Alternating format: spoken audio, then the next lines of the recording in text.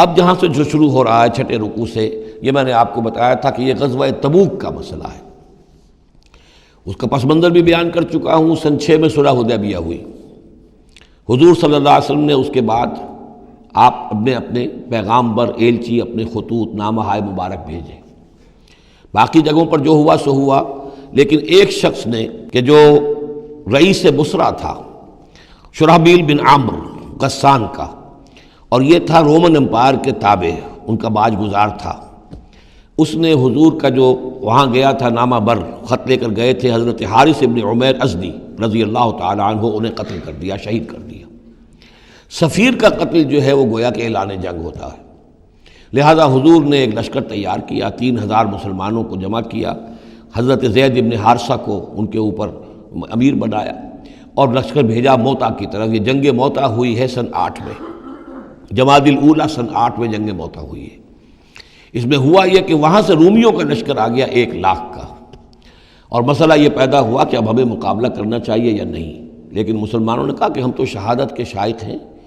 شہادت ہے مطلوب و مقصود مومن، نہ مال غنیمت نہ کشور کشائی۔ تو جنگ ہوئی،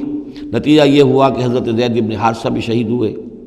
پھر حضور نے پہلے ہی بتا دیا تھا کہ اگر وہ شہید ہو جائیں تو پھر جعفر ابن ابی طالب جو حضور کے چچا داد بھائی تھے حضرت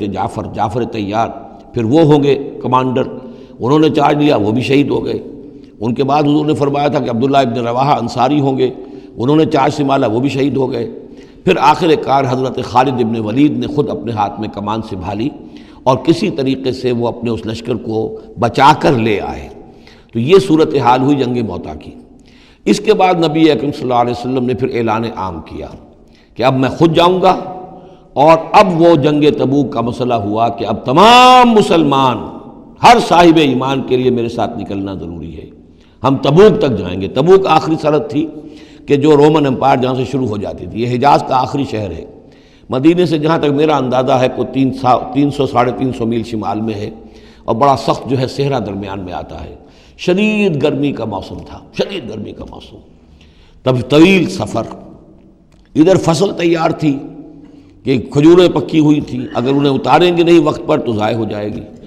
اور اگر سب مرد چلے جاتے ہیں تو عورتیں تو کھجوریں نہیں اتار سکتی، یہ کھجور کا اتارنا جو ہے پھل کا وہ آسان کام نہیں ہوتا۔ یہ سارے ایسے امتحانات جمع ہو گئے کہ اس کے لیے اہل ایمان کا بھی آخری امتحان ہو گیا، جس کے نتیجے میں جو منافقین تھے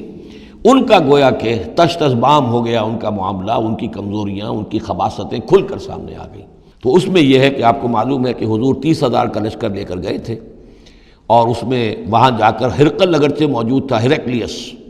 لیکن اس نے مقابلے میں آنے کی جرت نہیں کی۔ وہ پہچان چکا تھا کہ یہ اللہ کے رسول ہیں، اور میں اگر براہ راست ان کے مقابلے میں آؤں گا تو مار کھا جاؤں گا۔ حضور وہاں مقیم رہے، وہاں کے آس پاس کے لوگ آئے، انہوں نے معاہدے کیے، اپنی سرحدوں کو آپ نے محفوظ کیا، اور پھر آپ واپس آ گئے۔